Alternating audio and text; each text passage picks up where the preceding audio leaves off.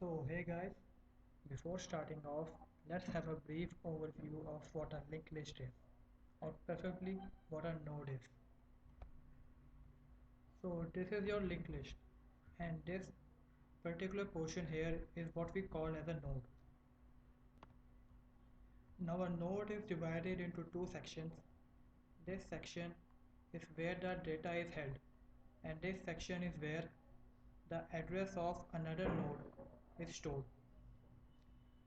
In this case, the address of this node is stored in this part, and similarly for this one the address of this node is stored in this part.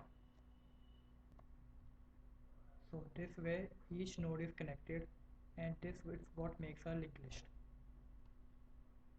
Now let's start with the implementation code of node. So we have created a class and named it as node. Then we have created a constructor of that class. We pass data as an argument to this constructor and then initialize the class part of data with the data that we have passed to the constructor. This data part goes into this section of the node, and the self.next part is stored in this part of the node, which is basically the address of the node with which it is connected. Then we add two functions to this class. The first function here is getNext, which fetches the address of the next node, and another function is getData, which fetches the data of the current node. Now we have created a class for the linked list and also created a constructor for the same. The variable self.head here is a pointer which points to the first node of the linked list. From here you can see that its head variable is pointing to this node. Now remember that whenever we create a linked list, we have to create a start variable. That start variable is going to traverse through all of that linked list. In this case, that start variable is head. Now the structure of the node and the linked list is defined. It's time to insert data into these nodes. For that we create a function as insertion beginning. Insertion beginning, as the name suggests, is the insertion of data at the beginning of a linked list. Whenever we insert data, that data is always going to be inserted at the beginning of that linked list, and the head pointer will point to the data that was inserted. When this function is called, a node is created. For example, suppose a node is created and the head pointer is currently pointing towards that node. And when a new node is created, it is going to be inserted at this part of the linked list. Suppose this is that new node.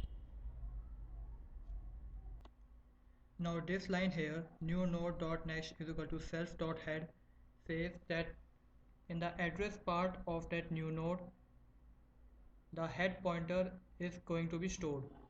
What it basically is saying is that whatever node the head pointer is pointing to, its address is going to be stored at the address of that new node, which means that the address of this node is going to be stored in this part of that node.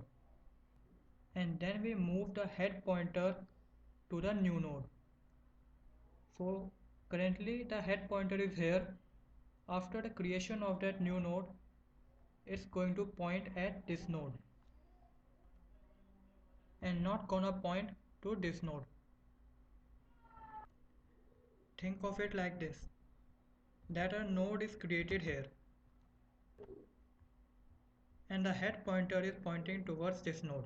Now when a new node is created, it is going to be inserted at the front of that linked list. So here the new node has been created and it is connected with this node.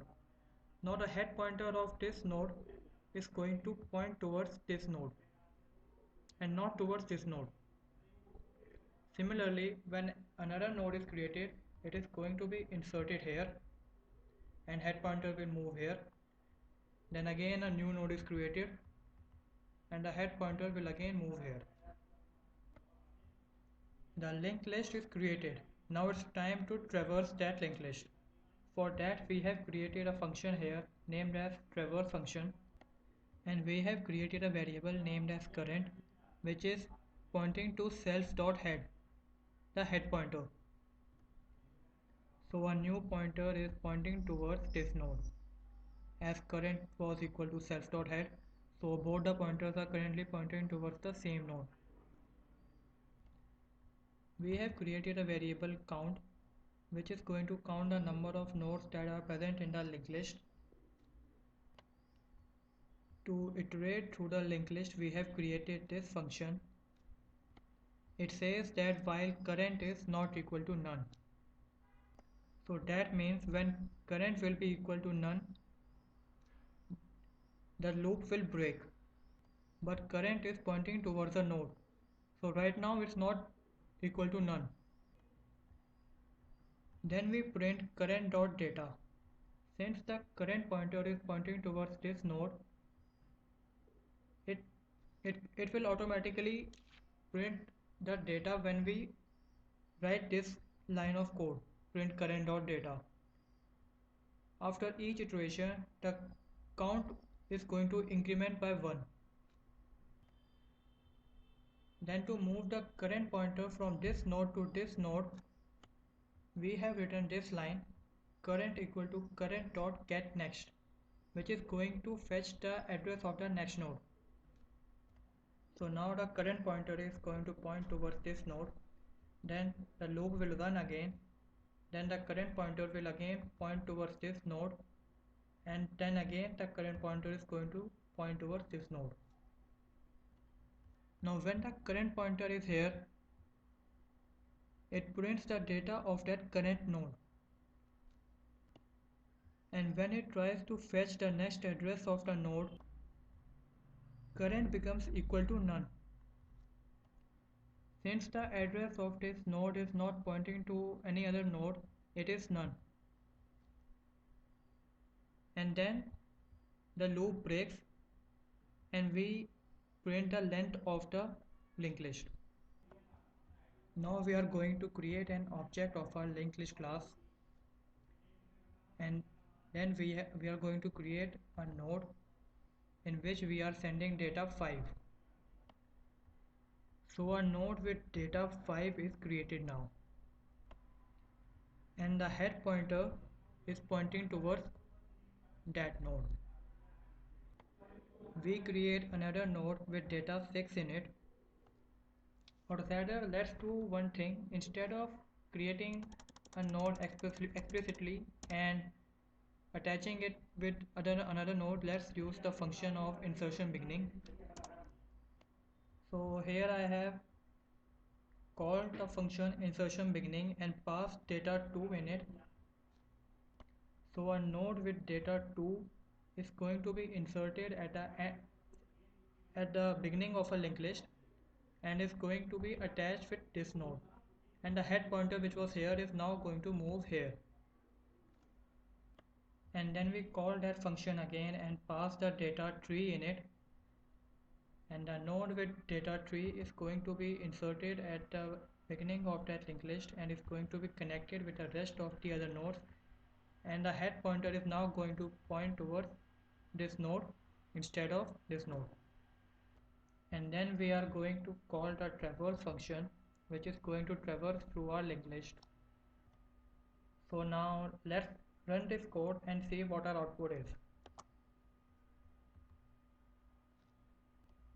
As you can see, the linked list is printing the data 3 2 5 and the length it is showing as 3.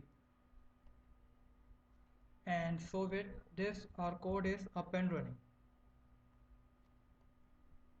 In the next video we are going to learn a much easier way to insert data and a much easier way to traverse through it. So stay tuned.